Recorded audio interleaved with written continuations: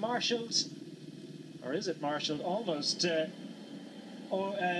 Is shut down by Mikhail Golas of Omega Pharma Quickstep. Facon Soleil on the attack. Lickard. Surely Lickard is not going to, Pim Lickard is not going to be able to steal a march on the sprinters teams. He's got a few, well, it's a very, very impressive effort because they were going at a hell of a rate, and for him to be able to even get up off the front of the bunch was a good effort, but it's not going to last for too much longer. Great ambition being shown by Facon Soleil and Pim Lickard, but Omega Pharma Quickstep setting a frenetic pace on the front, and aided on this occasion now by Ulrike Greenedge. Matthew Harley-Goss is their go-to man. Cannondale just behind. Elia Viviani will be hoping that he gets a clean run to the finish. Danilo Honda will be looking after Giacomo Nizzolo. Saxo Bank Tinkoff, and they're all crowding over the top of each other. Plenty of opportunity for riders to come to grief. Mark Cavendish was on the left-hand side there, looking to work his way through. And the difficulty with a long straight run, Sean, is that you don't want to launch the afterburners too early. You see the finish and you can get out there too quickly. You can get on the front too quickly, but again we can see there's quite a number of teams here with a lot of riders with Argos, Shimano on the front here at the moment, or is it Francaise de Joux, but a number of teams, and we can see Stigman's there with Mark Cavendish in his wheel in a very good position at the moment. So Argos Shimano on the front.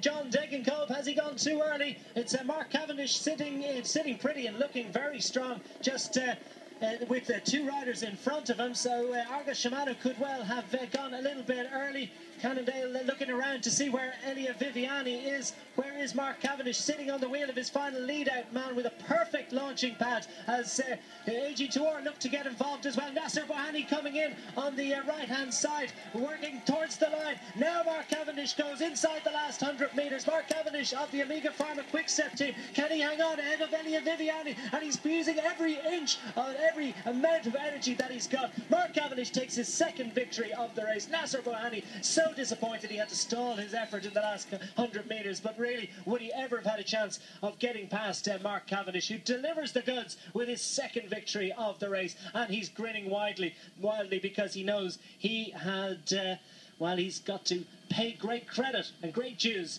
to his team. What a wonderful effort they did all day, setting the pace, and they set it up nicely, and he's absolutely thrilled, and I think he's thrilled too for the effort that he was given by his team, because they got it right today. Yes, and Stigmans, of course, we could see there, giving him a big hug as he's just won the stage, and Stigmans, perfect position, just held off and then took up the sprint at the right moment.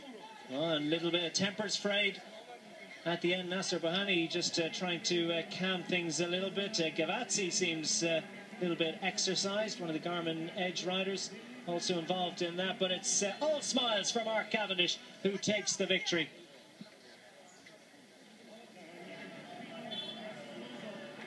Not everybody is happy at the conclusion of that stage. There's really usually only one happy person. And tempers frayed for a moment, but they calm a little. Robbie Hunter, the Garmin Sharp sprinter.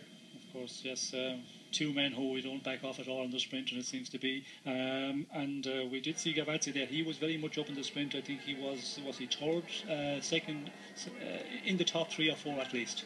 Let's get a side of this. Argos Shimano got it all wrong, launched way too early.